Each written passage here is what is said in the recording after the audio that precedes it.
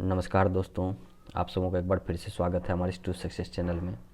दोस्तों, आज हम लोग बात करने जा रहे हैं फिर से गोदान के बारे में।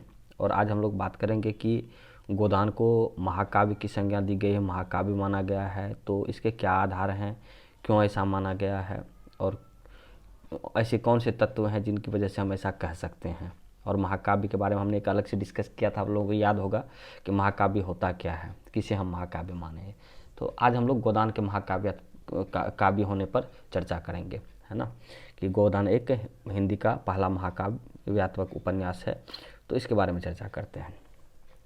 तो जहाँ तक गद्य साहित्य के लिए महाकाव्य शब्द की संज्ञा है, ये अपने आप में थोड़ा सा भ्रामक प्रतीत जरूर होता है, लेकिन समय के साथ संदर्भ भी बदलता है और सोचने के मतलब एक तरीके की ये होती है कि हर चीज़ का मिश्रण भी होता है। जैसे कि गद्य के लिए है तो पद्य के लिए है, तो गद्य के लिए भी चीज़ें आने लगी समय के साथ साथ में। ऐसा क्यों आने लगा? क्योंकि समय की एक मांग होती है। और ख़ास करके जो वेस्टर्न कंट्रीज है, पश्चिमी देश है, वहाँ पे जैसे कि फील्डिंग ने टॉम जॉन्स में पहली बार उपन्यास को महाकाव्य कहा और उपन्यास के लिए महाकाव्य की चर्चा की।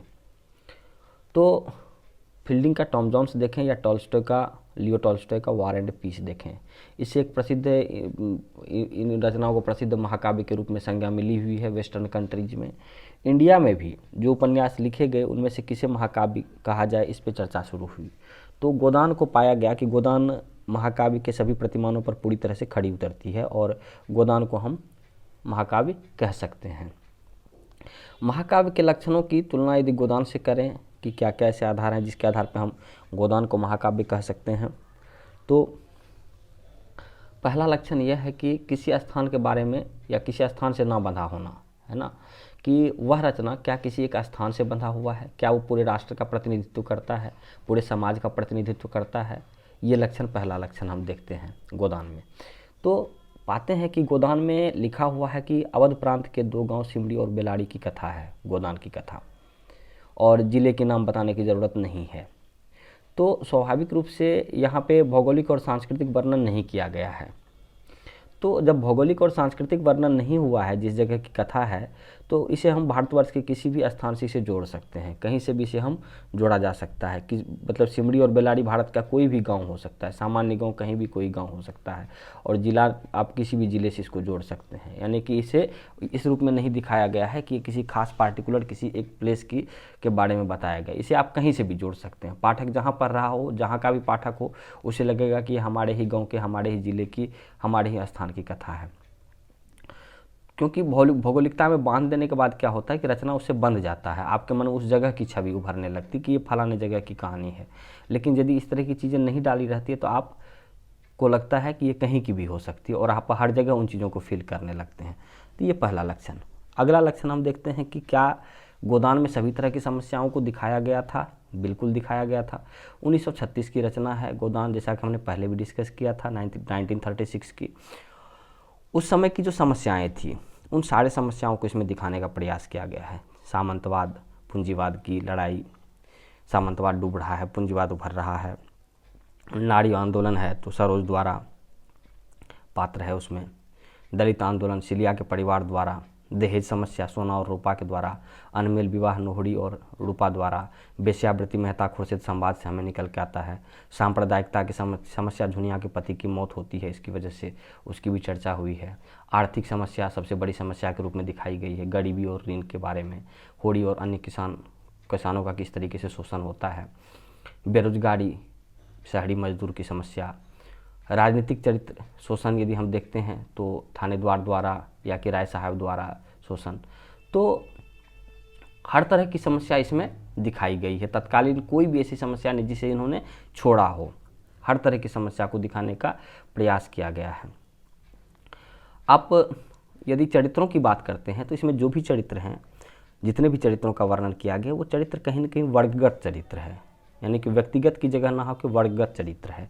यदि होड़ी की बात की जाती है तो होड़ी पूरे किसान वर्ग का प्रतिनिधित्व करता है। आप होड़ी की कथा से एक किसान की दयनीयता, उनकी स्थिति समझ सकते हैं कि होड़ी के माध्यम से किसी भी किसान की दशा वही दशा होगी, हर एक किसान की स्थिति वैसी ही स्थिति है। इसी तरीके से यदि आप साहूकार वर्ग के बारे में जानना चाहते हैं तो आप देखेंगे दुलारी है, झिंगुड़ी सिंह है, नोखेराम है, तो ये सभी साहूकार वर्ग का प्रतिनिधित्व करता है। दातादीन जमींदार द्वारा शोषण या कि फिर खन्ना पूंजीपति वर्ग का प्रतिनिधित्व करता है। तनख्वाह दलाल वर्ग का प्रतिनिधित्व करता है। मिर्जा खुर्शीद नवाबी शान शौकत का प्रतिनिधित्व करता है। मेहता बुद्धिजीवी वर्ग का प्रतिनिधित्व करता है। ओंकार नाथ पत्रकार वर्ग का प्रतिनिधित्व करता है। मीनाक्षी व सरोज नारी आंदोलन से जुड़ी हुई दिखाई देती है। तो कहने का मतलब है कि चरित्र जब वर्गगत हो जाता है तो इसका क्या मायने बनता है। इसका मतलब यह बनता है कि गोदान में जो चरित्र है वो हर एक चरित्र एक वर्ग का प्रतिनिधित्व करता है। आप उसको एक किसी खास चीज़ से समेट नहीं सकते। यदि ये किसी व्यक्ति का प्रतिनिधित्व केवल करता तो यह उतना प्रभावकारी नहीं होता जितना प्रभावकारी वह इस संदर्भ में है।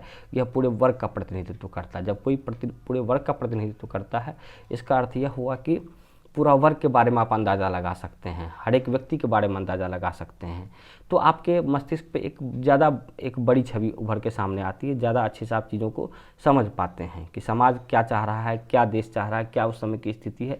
आप इन चरित्रों के माध्यम से आप पूरे सभी का अंदाज़ा लगा सकते हैं। इसे आप समेट नहीं सकते किसी छोटी चीज़ों में। इसी तरीके से शिल्प की बात करें कि रचना शिल्प भाषा के बारे में बात करें तो इसमें हिंदुस्तानी शैली का प्रयोग किया गया है जो सभी को समझ में आए। भाषा बहुत लच्छेदार भी नहीं रखी गई है, जटिलता जिसमें हो उस तरह की नहीं रखी गई है। बहुत अत्यधिक सरल और सामान्य भी नहीं रखा गया है।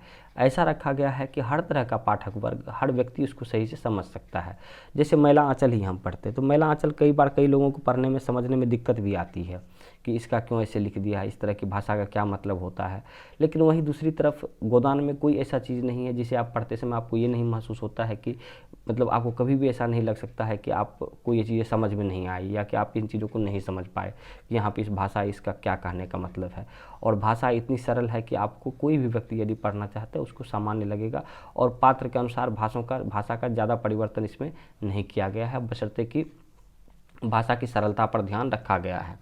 जहाँ तक गोदान का प्रभाव की बात है, यह प्रभाव में उत्कर्ष मूलक है। प्रभाव में उत्कर्ष मूलक से तात्पर्य यह होता है कि जो पाठक को बदल दे, जो पाठक को ऊपर उठाए, उनकी सोचने की क्षमता को बढ़ा दे। तो गोदान पढ़ने के बाद आपके मन मस्तिष्क पे एक ऐसी छवि बनती है कि आप पढ़ने के बाद वह नहीं रह जाते जो पढ़ने से पहले आप होते हैं। गोदान पढ़ने के बाद आपकी सोच बिल्कुल निश्चित रूप से आपकी सोच पूरी तरीके से प्रभावित हो जाती है और आप एक सोचने लग जाते हैं। आपको किसानों के प्रति संवेदना उभर के आती है। जो भी पात्र है उन सब के प्रति आप सोचने लगते हैं। उस तरह के एक मन में आपकी विचारधारा जन्मती है और आप एक उस लेवल पे सोच पाते हैं कि आप आप खुद को बदल जाते, आप खुद में बदल जाते हैं। कुल मिलाकर हम यही कह सकते हैं।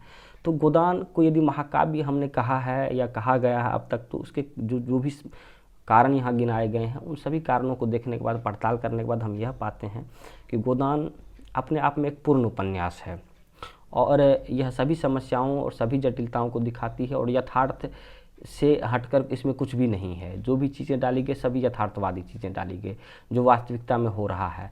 तो हर दृष्टिकोण से महाकाव्य के सभी प्रतिमानों को पूरी तरह से निभाता है, पूर्ण करता है। इसीलिए इसे महाकाव्यात्मक उपन्यास कहा गया है। बाकी इस पर कुछ आक्षेप भी लगाए गए हैं कि इसे महाकाव्य हम क्यों नहीं कहें।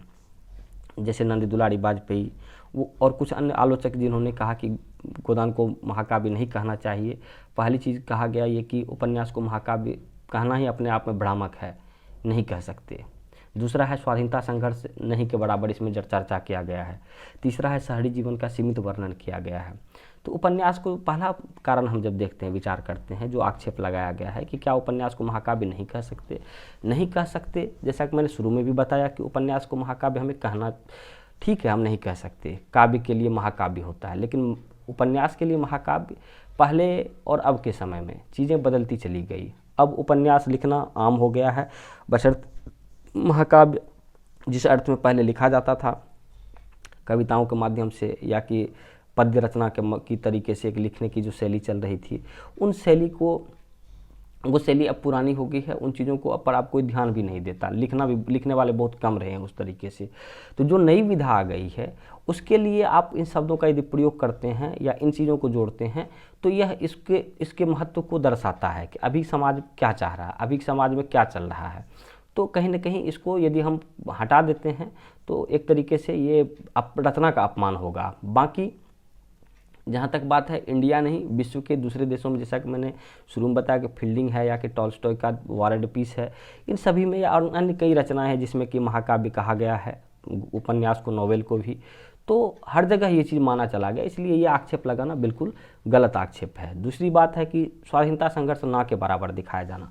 जहाँ तक स्वाधीनता संघर्ष की बात है तो इस उपन्यास में स्वाधीनता संघर्ष को नहीं दिखाने के पीछे प्रेमचंद बिल्कुल सजग थे और उनको ये लगा था कि क्यों नहीं दिखाना चाहिए, क्योंकि वो समझ रहे थे कि स्वतंत्रता संग्राम में अधिकतर जो नेता है, अधिकांश नेता जो है उच्च और मध्यम वर्ग के हैं, शिक्षित और शहरी वर्ग के हैं, जो समाज की मूल समस्याओं को समझने में असमर्थ हैं।